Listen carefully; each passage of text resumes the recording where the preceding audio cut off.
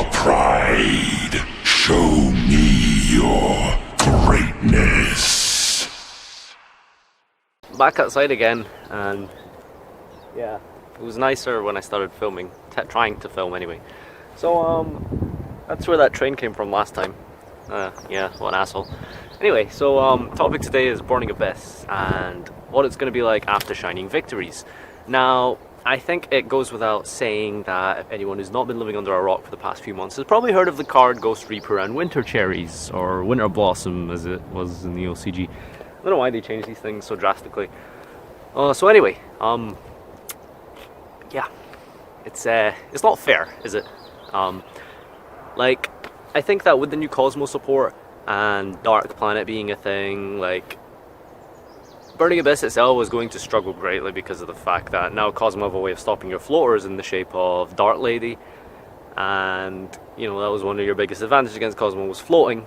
So even completely taking Reaper out of the question, Burning Abyss was only going to get an even harder matchup against Cosmo, right? You have things like Walker now as well, so you can't even like attack over things like Lady or stuff like that, right? You know, practical things. And it's like, you know, so going forward, I think that the deck is going to really struggle. There's so much against you now because of the fact that there's Reaper in the mix now. Like, what are you going to do? Like, just play Burning Abyss and hope you don't get Reapered games 2 and 3.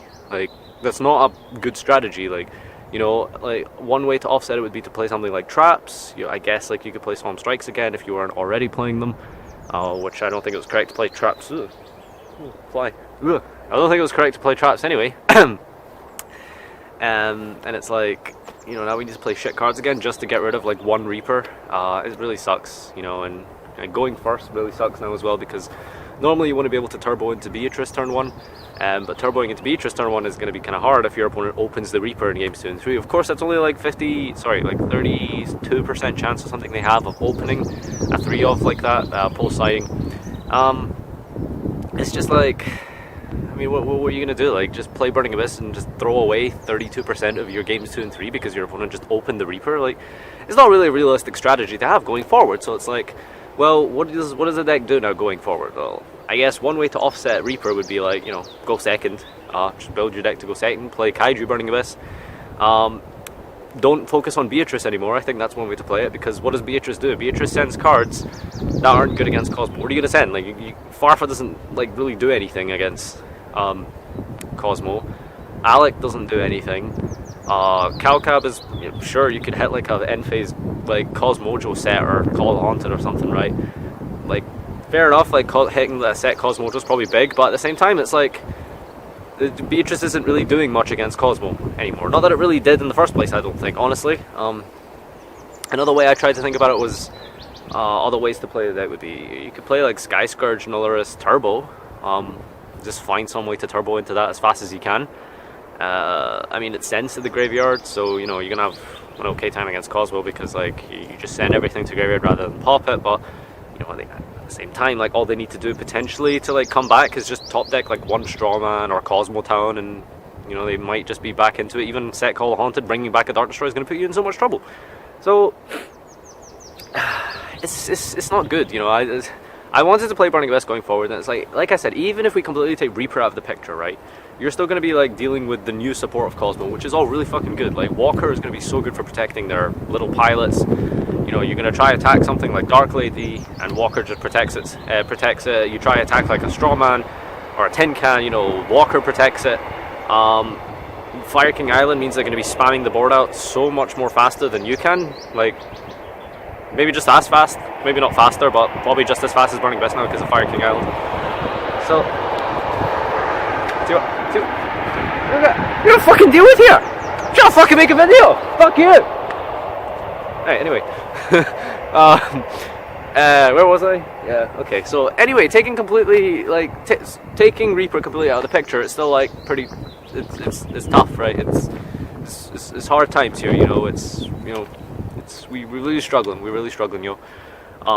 And then you put Reaper in the mix, and like I said, what are you gonna do? Just like play games 2 and 3 and throw away like 30% of your matches because they open Reaper? So yeah, ways to offset that I think would be play Kaijus, build for going second, There's a other idea I had, maybe like playing Fiends now. You could main deck like 3 Majesty, 3 Vanities, and like summon a Fiend, you know? Cosmo generally, especially with going forward, like with Call of the Haunted not being too prominent, it might be, I don't know. I think like some builds I've seen might not focus on traps at all because there's just no space anymore. You need so many more combo cards now. You need like Fire King Island, you need Terraformings, you need Lady, you need Walker in the build. So it's like, where's the room for traps and Solemns, right? So yeah, sure, we don't have to deal with Solemns anymore. Not that Solemns were ever a problem in the first place. But I mean, Call of the Haunted can still be played. You know, that's the thing. And yeah, like, so different ways to play that going forward. Like I said, main deck Fiends go first, but then again, that's really dice roll based. You know, everyone wants to go first next set, I think. Cosmo probably want to set up that Fire King Island as fast as they can turn 1, so and then there's the issue of like going second, which is like, you know, doable, probably the best option, but I mean, you're still fighting a losing battle almost, and you know, all it takes is for them to, like, if they open Reaper, just summon 1 monster and you summon 2. You know, doing the stupid mistake of summoning 2 monsters to make a Dante, then yeah, you get Reapered. So yeah, but you know, like I said, it's not guaranteed they'll open it. 30% of the time they will open it and you'll lose. But there's also other options. Like I said, you can play Fiends, you can play Norlaris Turbo, perhaps could work. Maybe play 3 Norlaris, 3 Monster Reincarnation, mill your deck out, hope you can get it and resolve it turn 1 as fast as you can. Yeah, and there was one other way, I guess, and this is the worst way possible, I think, because it's so bad, but you could side your own Reaper, like for Cosmo, you know, if you're really that desperate. Like, I don't think that's good Yu-Gi-Oh! Sure, it's like 50% chance that you'll open the Reaper before them, and then they Reaper you chain your Reaper or something. I don't know how the chain link would work, actually. You probably need to just use it as soon as you can, rather than chain it. But the point of the matter is, like, you know, play your own Reaper. Like, do we really need to do that just to, like, be competitive? Like, play a terrible card. Like, Burning Abyss doesn't benefit from playing Reaper against Cosmo at all, but just so you can Reaper their Dante first before they Reaper your Dante, like, just to play, you know? Like, that's how bad of a situation the deck is going to be in, because you need to, like, do stupid shit like that just to play. So yeah, so I personally think, you know, the solution going forward might be go second, play lots of kaijus, just like hope you don't get Reapered. Like, just like 30% is like a lot in like retrospect, but at the same time, like, you know, like, if you win enough game 1s, then you know you've still got game 2 and 3 to not get Reapered. It could work. Not a realistic way to go into a tournament, definitely not conducive of a winning deck profile, but I mean, I won't be surprised if we still see a couple of tops here and there from Burning Abyss, but it's just such a bad situation. It's just so much, like, you're just losing situation. Like, Cosmo have ways to stop your floaters, they have ways to protect their guys now with Walker, so it's so bad. It's fucking tough. I'm gonna cry. It's so bad. It's actually so... Sorry, got distracted there. It's so tough, yeah. It's really fucking tough, man. We're really out here.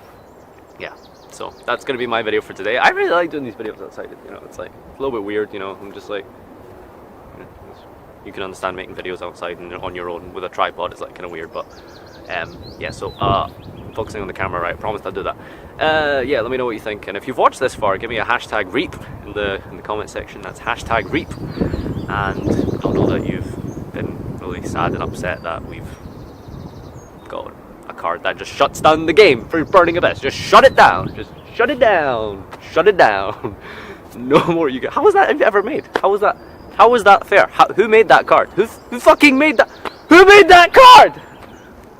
See you later. Come, face me. Give in to your pride. Show me your greatness.